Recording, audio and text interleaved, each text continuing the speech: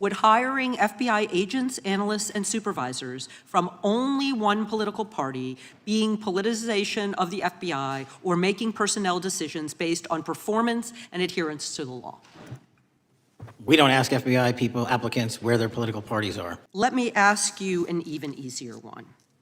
Does firing agents for working on the cases that they were assigned to and that the president didn't like, is that politicization of the FBI or making personnel decisions based on performance and adherence to the law? The FBI doesn't terminate anyone based on case assignments alone. And I'm going a little out of order here because I'm going to pursue some of the things that you were just talking to Mr. Fry about and remind you about your confirmation hearing. At your confirmation hearing in January, you said under oath, and I quote, "There will be no politicization at the FBI. There will be no retributive actions taken by the FBI should I be confirmed." And in your written response to the Senate questionnaire, you said, I quote, "Personnel decisions shall be based on performance and adherence to the law, and every FBI employee will be held to the absolute same standard, and no one will be terminated for case assignments."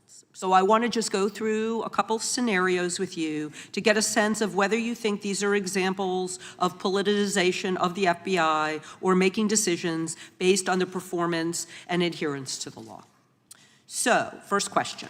Would hiring FBI agents, analysts, and supervisors from only one political party being politicization of the FBI or making personnel decisions based on performance and adherence to the law?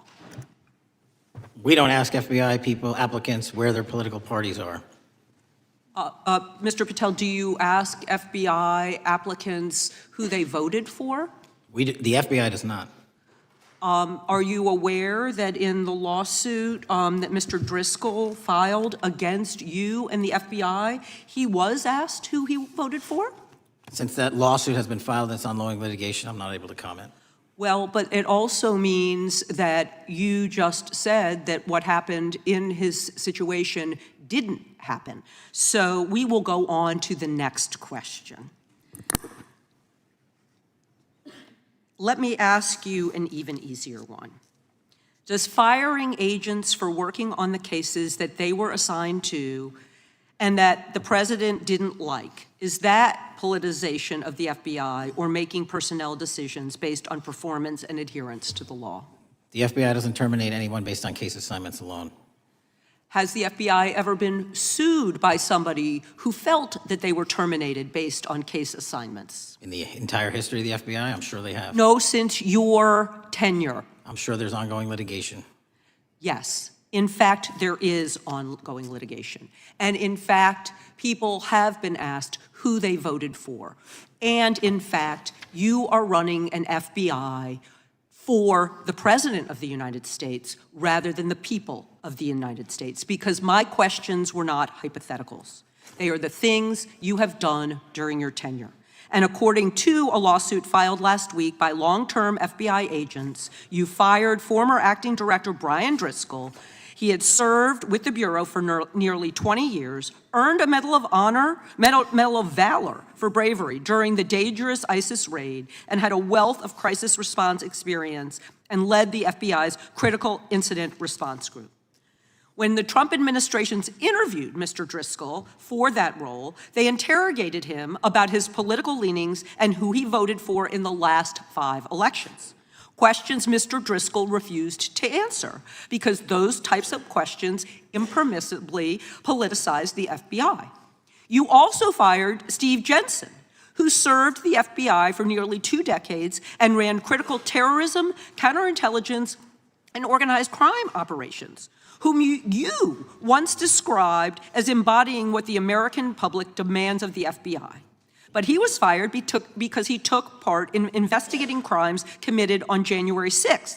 And Trump's MAGA base lambasted you online for keeping him at the FBI. So he's no longer at the FBI.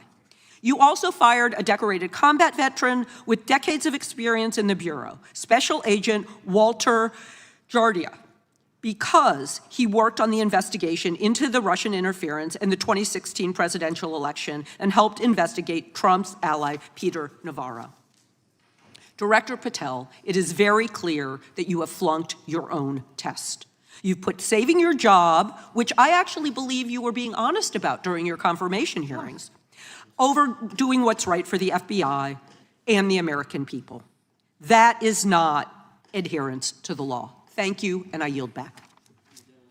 What happened in that exchange between Representative Deborah Ross and FBI Director Kash Patel is exactly the kind of moment democracy depends on: quiet, procedural, legalistic on the surface, but loaded with moral stakes underneath. Ross didn't come with sound bites, she came with specifics, and by doing that, she forced the whole committee, and anyone watching, to confront a fundamental question. When the people who run our law enforcement agencies start behaving like political operatives, what does that do to the rule of law? Ross started from the promises Patel himself made under oath: no politicization, no retributive actions, personnel decisions based on performance and adherence to the law. Those words matter because they're the explicit covenant we expect from someone who oversees an institution whose job is to enforce the law neutrally. When you swear to protect the Constitution, you are promising to put the law above politics. So Ross's approach was simple and surgical: point to promise, point to practice, ask which we should believe. She named concrete, worrying patterns. Are agents being screened or fired for their political views? Were experienced, decorated agents, people who ran counterterrorism, intel, and critical incident response, dismissed shortly after doing work that displeased powerful political actors? Those aren't abstract accusations. Those are allegations that, if true, strike at the core of how an independent investigative agency functions.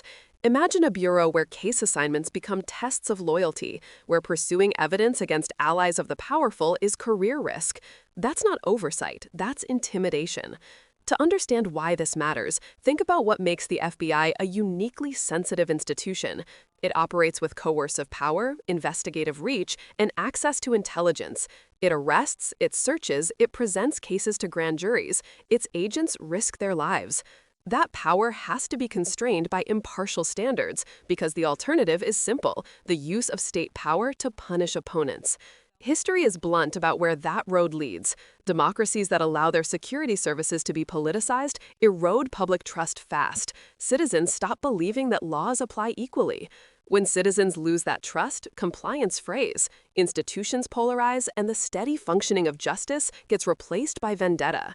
Ross did more than accuse. She traced a pattern. She named agents like Brian Driscoll, Steve Jensen, and Walter Jardia, career officials with medals and decades of service, and tied their departures to investigations that, inconveniently for some, intersected with influential people or partisan controversies. The message wasn't just, hey, look at these personnel moves. It was, this is what politicization looks like in practice: patterns of retribution and loyalty testing that chill investigation and hand power to politics. Kash Patel's responses, procedural, occasional denials, and deflections to pending litigation, are familiar when officials are pressed on fraught personnel moves.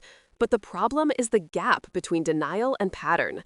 Saying we don't ask about political affiliation means little if lawsuits, deposition testimony, or internal emails suggest otherwise. The substantive point Ross was making is that you don't need smoking gun conspiracies to see the harm.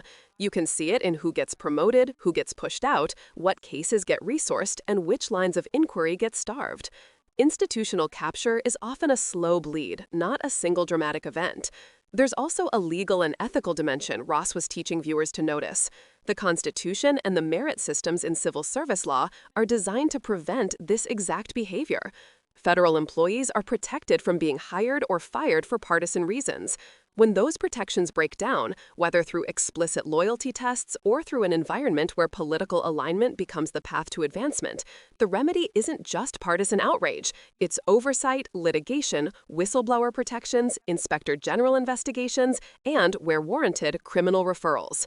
Ross's line of questioning functions like an initial audit. It documents inconsistencies and signals to inspectors, watchdogs, and the public that deeper review is necessary. But there's a human side to this too, and Ross brought that into view. The agents' names are more than bullet points. They are people who took risks to keep communities safe. When their careers are undermined because they followed evidence that implicated powerful figures, two things happen at once. The public loses experienced guardians, and current agents get the message that certain paths of inquiry are career-limiting. That produces self-censorship inside the Bureau. Agents start avoiding controversial investigations not because the evidence isn't there, but because the political cost is too high. That chilling effect cripples accountability. So what's the corrective? Ross's interrogation offers the blueprint. First, transparency and documentation. When officials make promises under oath, those words become a record that can be tested against actions. Second, independent oversight.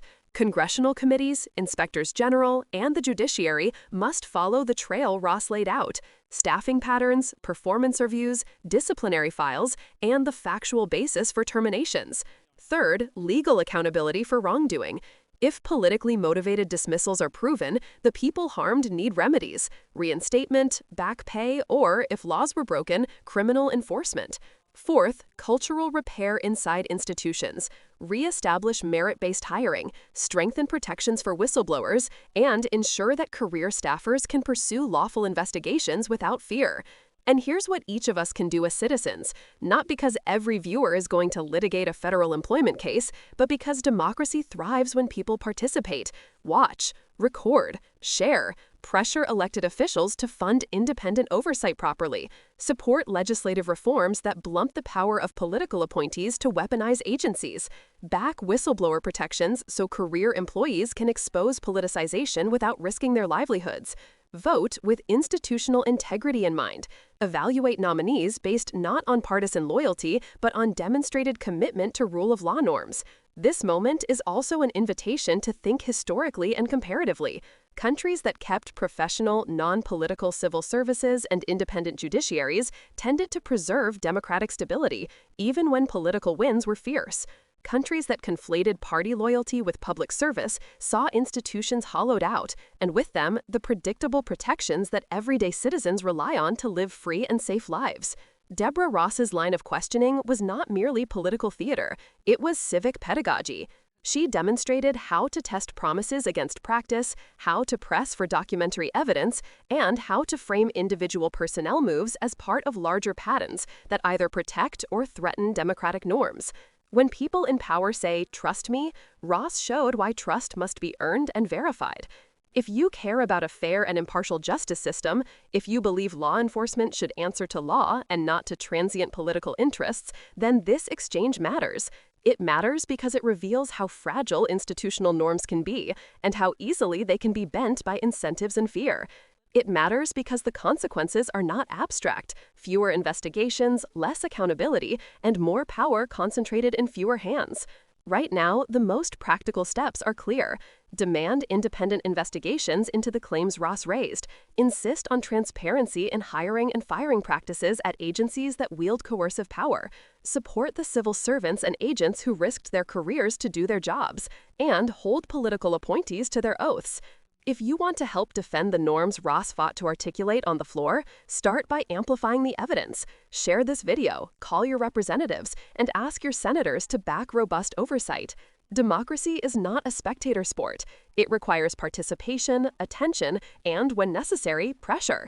This hearing showed what oversight looks like in action. Now it's up to the public to make sure the next steps follow: investigation, accountability, and institutional repair.